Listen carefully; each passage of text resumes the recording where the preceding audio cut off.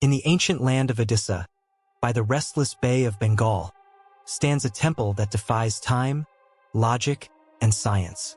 A place where millions gather, where kings once bowed, and where mysteries breathe through every stone.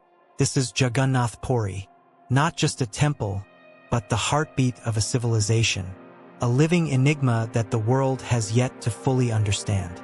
For thousands of years, its stories have crossed religion, culture, and empire. Some call it the abode of Lord Vishnu, some see it as the home of Lord Krishna, and to others, it is the temple where God appears in his most mysterious form. Tonight, we journey into the secrets, the legends, and the unshakable faith of Jagannath Puri, a journey where spirituality meets reality, and where every question only deepens the mystery. The origins of Jagannath Temple are lost in time. Legend tells us of a great king, Indradyumna, who had a dream where Lord Vishnu commanded him to build a temple, not of stone, but for a divine form never before seen. He searched far and wide, and one day on the shores of Puri, he discovered a log of sacred wood. It was no ordinary wood. It glowed, it radiated energy. The gods themselves had sent it. But who would carve the idol? The divine architect Vishwakarma came disguised as a carpenter. He agreed, but on one condition: no one must disturb him until his work was complete. Days turned into weeks. The king grew impatient. One night, he broke the promise and opened the door. Inside, he saw the idols of Jagannath, Balabhadra, and Subhadra, unfinished, without hands, without legs. Yet a divine voice thundered, "These forms are eternal. The world shall worship me as Jagannath, the Lord of the universe." From that day, Jagannath has remained in this mysterious form, strange, incomplete, yet infinitely powerful. The temple we see today was built in the 12th century by King Anantavarman Kadaganga, rising 214 feet above the ground. Its spire touches the sky like a cosmic needle. But this temple is not just architecture. It is a puzzle. Stand anywhere, and the Sudarshan chakra on the top always looks directly at you, defying geometry. Watch carefully and you will notice this massive temple casts no shadow, none, at any time of the day. And then comes the greatest mystery of all, the flag. Every single day, priests climb barefoot to a height equal to a 20-story building. They replace the temple flag with bare hands, braving winds and death. And for centuries, the flag has done the impossible. It flutters against the direction of the wind. Science has no answers. Faith only whispers, "It is the will of Jagannath." Every morning, as the temple awakens, the world's largest kitchen comes alive. Thousands of clay pots, 7 rows high, stacked one upon the other, a fire lit beneath them, and yet the food in the top pot cooks first, defying physics. The temple feeds more than 100,000 devotees daily, yet never once has the food run short. Never once has it gone to waste. Step outside, and the ocean behaves strangely. Near the temple shore, waves reverse direction, pulling back during the day, pushing forward only at night. Fishermen have no explanation.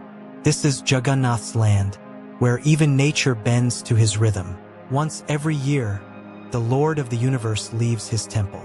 The Rath Yatra, the festival of chariots, where Jagannath, Balabhadra, and Subhadra ride massive wooden chariots built fresh every single year. No iron, no steel, only wood, tied with natural ropes. Over 1,400 carpenters work day and night to create these colossal structures. As the deities step onto the chariots, lakhs of devotees pull the ropes. Men, women, children all become one. It is said, even death pauses during Rath Yatra. Souls wait for the darshan before departing this world. The sound of conch shells shakes the sky. The chariots move inch by inch, as if powered not by humans, but by the universe itself. Jagannath means Lord of the universe. But he is more than just a Hindu deity. To some, he is Krishna. To others, he is Buddha. To the tribals of Odisha, he is their ancestral god. Here, faith does not discriminate. The Lord accepts all, saints and sinners, rich and poor. He does not demand perfection, for even his own form is incomplete. In his eyes we are all equal. In his heart we are all divine. The temple we see today was built in the 12th century by King Anantavarman Kadaganga. Rising 214 feet into the sky, its spire touches the heavens like a cosmic needle. But this temple is not just architecture. It is a puzzle. Stand anywhere around Puri and look up. The Sudarshan chakra on top always looks directly at you, no matter where you stand. Geometry says that's impossible. Yet Jagannath's temple makes it real. And then, the impossible deepens. This massive structure, this engineering wonder, Casts no shadow. at any time of day, science remains silent. But the greatest mystery of all is the flag. Every single day, without fail, priests climb barefoot to a height equal to a 20-story building. They risk their lives in howling winds to replace the temple flag by hand. And yet, for centuries, the flag has done the impossible. It flutters against the direction of the wind. Paradox of nature, a miracle of faith. Whispers spread through Puri. It is not the wind, it is the will of Jagannath. Every morning, as the temple awakens, another miracle begins. The world's largest kitchen, Anna Prasad.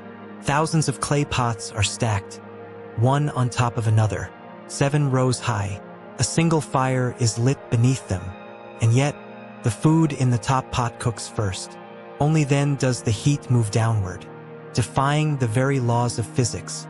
This sacred kitchen feeds more than 100,000 devotees every single day, and still, not once has the food run short. Not once has it gone to waste. Step outside, and the mysteries continue.